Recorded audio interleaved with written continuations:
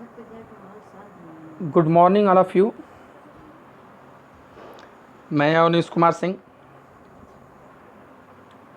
फिर से एक बार आप लोगों के सामने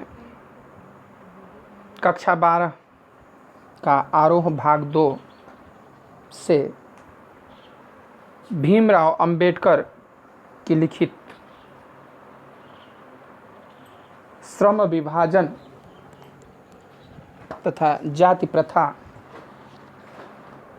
और मेरे कल्पना का आदर्श समाज चैप्टर का तीसरा भाग वीडियो लेकर के उपस्थित हुआ हूँ।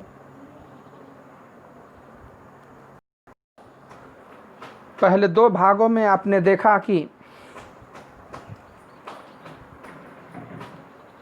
बाबा साहब अम्बेडकर ने जो जाति प्रथा के विरोधी थे, कहते हैं कि जाति प्रथा को मानने वाले लोग कहते हैं कि जाति प्रथा श्रम विभाजन का एक रूप है।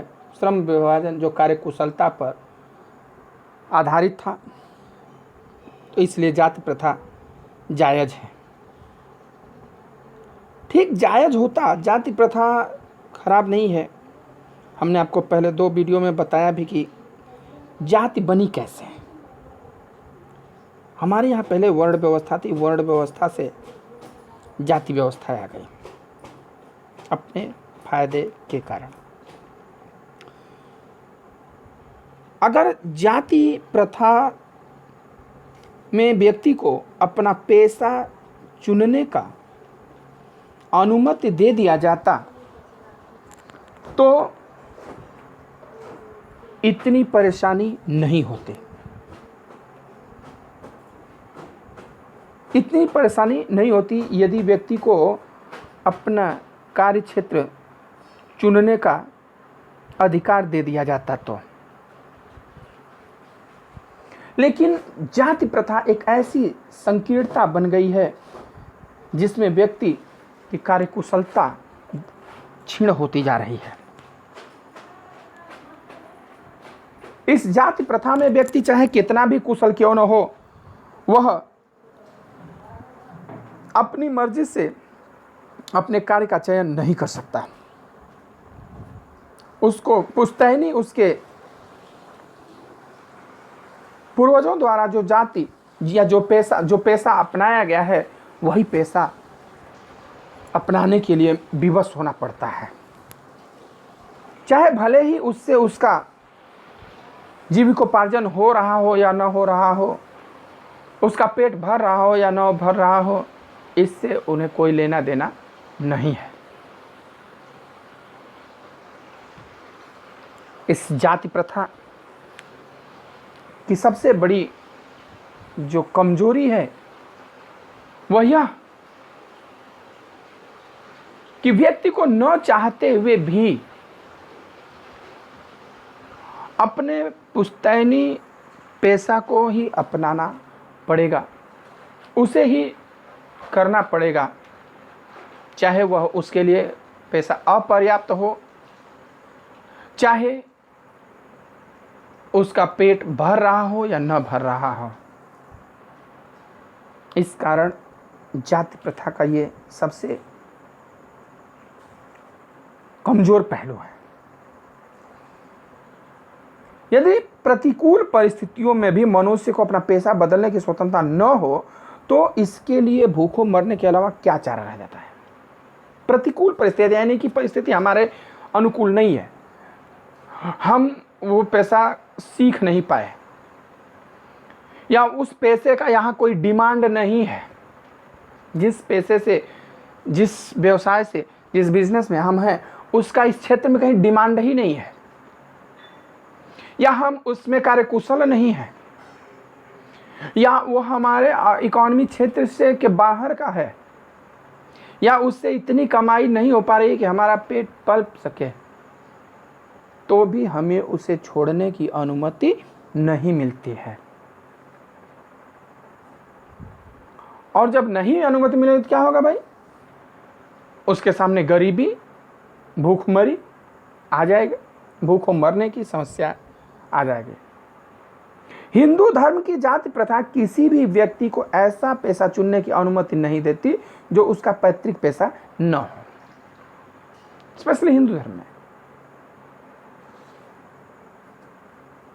कि जो जाति प्रथा है किसी भी व्यक्ति को वह पेशा, वह बिजनेस, वह व्यवसाय चयन करने की अनुमति नहीं देता जो उसका पैतृक पेशा न हो, भले ही वह उसमें पारंगत हो, भले ही वो ये जानता हो कि नहीं मैं मशीन चलाना अच्छी तरह के जानता हूं, लेकिन ब्राह्मण का लड़का है तो वो पूजा पाठ ही करेगा, मशीन नहीं चलाएगा। एक हरिजन का लड़का है, वह वेदों का ज्ञाता है, संस्कृत का ज्ञाता है, वह पूजा पाठ करने की इच्छा रखता है, लेकिन वह पूजा पाठ नहीं करेगा, वो कीचड़ का ही काम करेगा, चमड़े का ही काम करेगा। इस प्रकार पेशा परिवर्तन की अनुमति न देकर के जाति प्रथा भारत में बेरोजगारी का एक प्रमुख और प्रत्यक्ष कारण बनी हुई है। हालांकि ये आज़ादी से पहले का बात था, अब ऐसी समस्या नहीं है। अब हर व्यक्ति अपनी योग्यता के अनुसार काम करता है। जाति प्रथा में भी काफ़ी अब लचीलापन हो गया है। अगर व्यक्ति को पहले भी या अब भी, अब हम क्या करते हैं, जाति प्रथा नहीं, हमारे जो अभिभावक हैं, जो गार्जियन हैं, वही हम पर ज़बरदस्ती थोपते हैं। वो हमारी कार्यकुशलता को बहुत कम ही लोग ध्यान देते हैं, नहीं तो वो पहले से ही फिक्स कर देते हैं कि हमारा बेटा डॉक्टर बनेगा। भले ही उसे मेढक देख करके भी डर लगता हो, केचुआ से जी गिनगिनाता हो, लेकिन बनेगा बेटा क्या, डॉक्टर।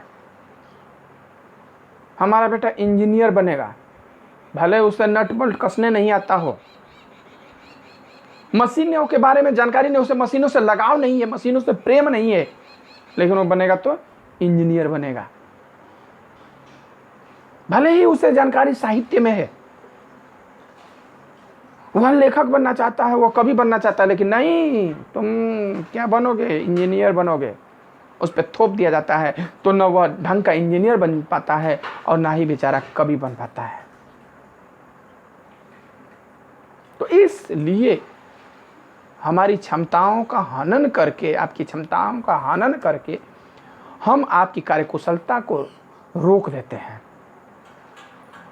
अब जाति प्रथा के तहत नहीं, अब ये जो समस्या हो गई है वो पर्सनल हो गई है, अभिभावक की रुचि, अभिभावक की क्षमता के कारण। तो भारत में बेरोजगारी का एक प्रमुख और प्रत्यक्ष कारण यही बना हुआ है। हर माँ बाप को इच्छा होती है हमारा बेटा बस IAS PCS ही बने, डॉक्टर इंजीनियर ही बने, चाहे बेटे की कैपेबिलिटी हो या ना हो, उसकी रुचि हो या ना हो, उसकी क्षमता हो या ना हो, लेकिन बनेगा वही। तो न तो वहां का रह पाता है, न तो यहां का रह पाता है, न राम मिले न रहीम मिले, कहीं नहीं मिला। इस प्रकार हम देखते हैं कि श्रम विभाजन की दृष्टि से भी जाति प्रथा गंभीर दोषों से युक्त है। अगर हम श्रम विभाजन की बात करें तो भी जाति प्रथा में कमियां हैं, इसमें बहुत गंभीर दोष हैं। जाति प्रथा का श्रम विभाजन मनुष्य की स्वेच्छा पर निर्भर नहीं रहता है। जो जाति प्रथा में श्रम विभाजन है, पहले जाति बना श्रम के आधार पर, श्रम विभाजन, श्रमिक विभाजन, श्रम विभाजन किया गया, अब तो श्रमिक विभाजन कर दे रहा है। पहले श्रम विभाजन, हम जैसा काम करने वाले थे, हमारी जितनी क्षमता थी उस हिसाब से हमको काम दिया गया। लेकिन जाति प्रथा में जो है कि मनुष्य अपनी स्वेच्छा पर निर्भर नहीं रहता है।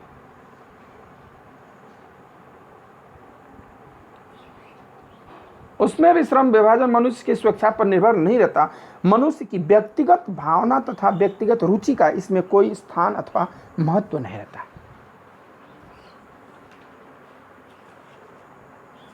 उस जाति प्रथा में हम कहते हैं नहीं, श्रम विभाजन करते हैं, श्रम विभाजन करते हैं, वो थोपते हैं।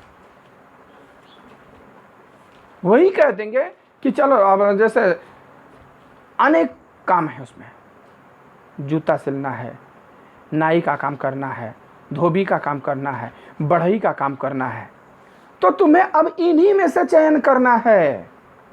तुम अपने स्वेच्छा से नहीं कर सकते कि नहीं इनमें इनको छोड़ करके कोई अन्य व्यवसाय चुनूंगा, नहीं। जाति प्रथा में सर्व में विभाजन करते हैं तो इन्हीं में से आपको चयन करना है, वो ऑप्शन दे दिया जाता है बस। उसमें आपकी व्यक्तिगत भावना या व्यक्तिगत रुचि का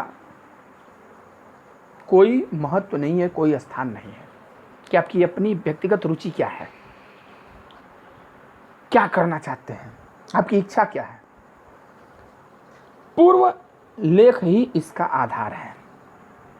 जो पहले में लिख दिया गया है, जो पहले लिख दिया गया है आपके पूर्वजों के ज़माने से, आपके पैतृक व्यवसाय में जो लिख दिया गया है, आप वही करेंगे, उसी में से चयन कर लीजिए कि आप नाई बनेंगे कि बढ़ई बनेंगे कि लोहार बनेंगे, कुम्हार बनेंगे, क्या बनेंगे, वो आपको चयन करना है, उसी में से चयन करना है।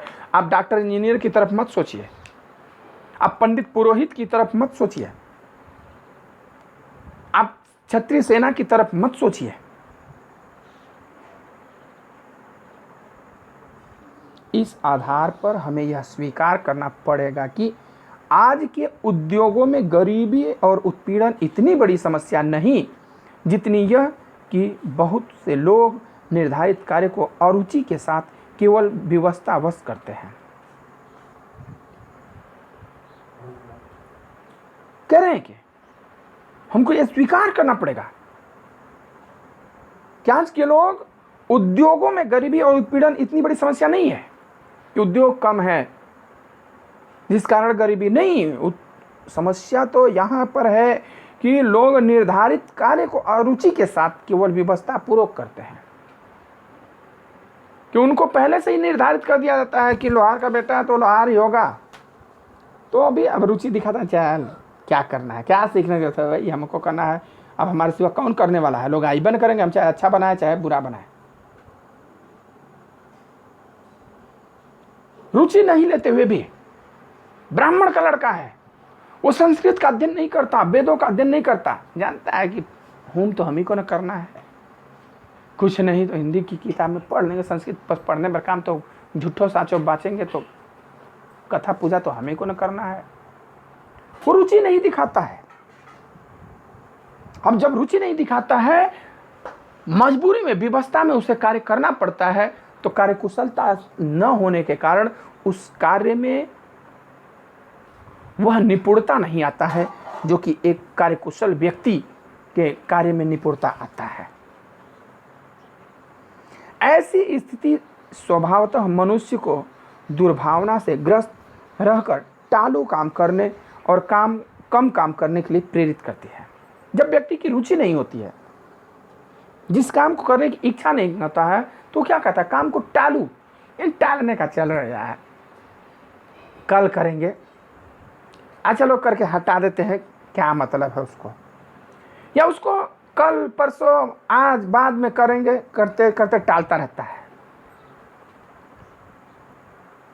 या काम करने भी गया थोड़ा सा किया फिर छोड़ दिया। कम काम करने के लिए प्रेरित करता है क्योंकि मन नहीं लगता उसका, बिना मन के काम करता है, बेमन से काम करता है, तो उसकी इच्छा नहीं होती है काम करने की, तो कर नहीं पाता है। ऐसी स्थिति में जहां काम करने वालों का न दिल लगता हो और न दिमाग, कोई कुशलता कैसे प्राप्त की जा सकती है। जब काम करने में व्यक्ति का मन नहीं लगेगा, दिमाग नहीं लगेगा, दिल नहीं लगेगा, तो वहां कुशलता तो होना ही नहीं, ये गारंटी है। आपका अगर कोई सब्जेक्ट पढ़ने में मन नहीं लग रहा है तो आप उस सब्जेक्ट में टॉपर नहीं हो सकते। आप उसी सब्जेक्ट में अच्छे नंबर लाते हैं जिस सब्जेक्ट में आपका मन लगता है, रुचि लगता है, जिसमें आप इंटरेस्टेड होते हैं, उसी सब्जेक्ट में आप मास्टर होते हैं। अभी तो जैसे कि आपको कंपलसरी है पढ़ना होता है, लेकिन जब आगे आपको चयन करना होता है तो आप वही सब्जेक्ट चूज करते हैं जिसमें आपकी इंटरेस्ट होती है, और उसी सब्जेक्ट में आप मास्टर होते हैं। ये नहीं कि आपकी इंटरेस्ट फिजिक्स में है और आप हिस्ट्री ले ले पीजी में, नहीं। आप फिजिक्स से लेंगे, चाहे मैथ लेंगे, केमिस्ट्री लेंगे, अब हिस्ट्री और ज्योग्राफी वहाँ नहीं पढ़ने जाएंगे। तो अगर हमारे रुचि के अनुसार, हमारे दिलचस्पी के अनुसार हमको कार्य चयन करने की क्षमता दे दिया जाए तो बहुत से लोग बहुत से अच्छे अच्छे कार्य करेंगे। लेकिन यहाँ तो माता पिता का भी ज़बरदस्ती है, 26 रुपया महीना फीस दे रहे हैं, तुम कभी बनोगे, लेखक बनोगे, उससे क्या होगा, तुम्हें डॉक्टर इंजीनियर ही बनना है, तुम कभी या लेखक नहीं बनोगे। 2000-2500 फीस दे रहे हैं तो तुम कभी या लेखक बन के क्या करोगे, पेंटर बन के क्या करोगे, कितना पेंटिंग करके तुम क्या घर पेंट करोगे। यह निर्विवाद रूप से सिद्ध हो जाता है कि आर्थिक पहलू से भी जाति प्रथा हानिकारक प्रथा है। कोई विवाद नहीं है, यह सिद्ध हो चुका है कि जाति प्रथा आर्थिक रूप से भी हानिकारक है। भाई जब हमारा मन नहीं लगेगा, अच्छे से काम नहीं करेंगे तो काम में त्रुटियां आएंगी, वह काम अच्छे तरीके से होगा नहीं, काम अच्छे तरीके से होगा नहीं तो उसका बढ़िया से पैसा नहीं मिलेगा, या काम कम करेंगे तो कितना पैसा मिलेगा, काम को टालते जाएंगे तो भी हमें हानि होगा। यानी कि आर्थिक रूप से भी नुकसान होता है। कब, जब हम काम को टालने लगते हैं या बेमन से करते हैं, क्योंकि यह मनुष्य की स्वाभाविक प्रेरणा, रुचि व आत्मशक्ति को दबाकर उन्हें अस्वाभाविक नियमों में जकड़कर निष्क्रिय बना देती है। ये जो जाति प्रथा है, मनुष्य की स्वाभाविक जो रुचि होती है, जो प्रेरणा होता है, जो हमें इंसिस्ट करता है काम करने के लिए, मोटिवेट करता है काम करने के लिए, वो हमारी इच्छा होती है। वो इच्छा खत्म हो जाती है, प्रेरणा मिलता ही नहीं है, और वह आत्मशक्ति को दबाकर, जो आत्मशक्ति आत्मबल होता है कि नहीं हमें ये कर जाना है, हम कर लेंगे, उसमें भी छीड़ता आ जाती, कहते अरे छोड़ो क्या करना है, मैं ये हमसे नहीं होगा, क्या करके करेंगे, इससे कुछ होने जाने वाला है नहीं। तो उन्हें अस्वाभाविक नियमों में जकड़कर निष्क्रिय बना देती है। यह काम भी वो क्या करता है, निष्क्रियता ढंग से करता है, उसमें सक्रियपन नहीं रह जाता। चलो किसी तरीके से करके हटा देना है, क्या करना है, हो जाए बस इतना ही बहुत है, हमारे बस का ये है नहीं, मुझसे ये नहीं सपरेगा, मैं नहीं कर पाऊंगा, ये ही काम वो करता रहता है, जिससे कि हमारी आर्थिक हानि भी होती है, व्यक्तिगत हानि तो होती ही है, सामाजिक हानि भी होती है, आर्थिक पतन भी होता है, और व्यक्ति में नैतिक पतन भी होने लगता है, क्योंकि व्यक्ति कुंठित रहने लगता है। और जब हमारा अगर जीविकोपार्जन, हमारा पेट नहीं भरेगा, हम भूखमरी की तरफ आ जाएंगे तो हम क्या करेंगे, नैतिक पतन होगा, हम चोरी करेंगे, हत्या करेंगे, डकैती करेंगे, लूटपाट करेंगे, ये सब करेंगे।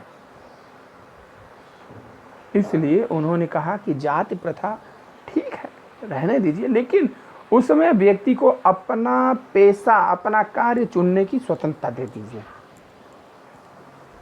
भले वो हरिजन के घर में है, लेकिन अगर उसकी इच्छा है कि पूजा पाठ कराए, कर्मकांडी बने, वेद पुराणों का अध्ययन करे, तो करने दीजिए, कराने दीजिए, उसमें क्या दिक्कत है। अब ब्राह्मण का लड़का है, वो चाहता है कि नहीं मैं पूजा पाठ नहीं करूंगा, मैं बिजनेस व्यवसाय करूंगा, मैं आर्ट करूंगा, मैं पेंटिंग करूंगा, मैं बढ़ईगिरी करूंगा, तो करने दीजिए ना, उस काम को बड़ी कुशलतापूर्वक करेगा और उसमें वो सफलता अर्जित भी करेगा।